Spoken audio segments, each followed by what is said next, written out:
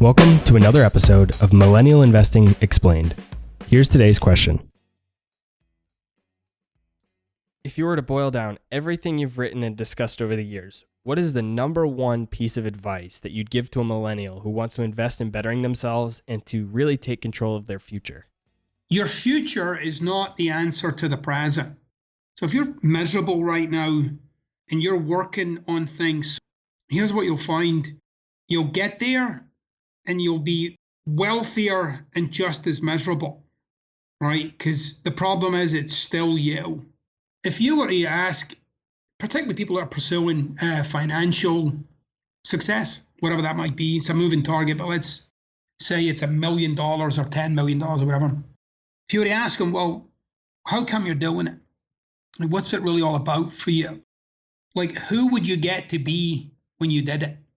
And people usually say much the same thing. Usually say something like happy, content, or free. So that is my pursuit of the money.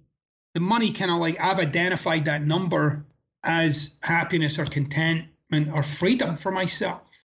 So I invite people to practice things like joy. And I really mean it, right? Or practice being satisfied. Or practice being powerful.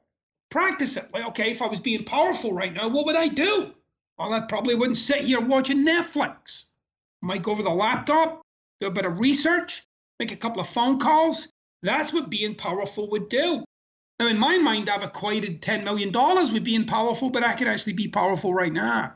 I use the future as a way to inspire life, not have it hanging out there like something I'm putting the rest of my life on hold for. Like one of these days I'm going to be happy.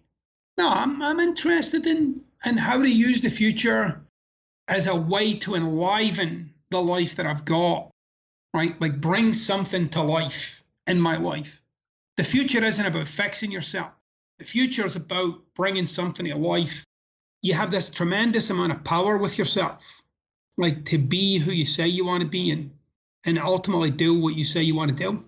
I really hope my audience here is taking everything you said and really processing it. And if you have to go back and rewind 2 times or 3 times and re-listen to it, I recommend you do that, because if you guys take what Gary's telling us today and really apply it in your life is going to be very, very different from where you're heading now. That's all for this episode of Millennial Investing Explained. Be sure to follow me on Instagram, Twitter, and Facebook, or subscribe to our YouTube channel to get even more free content.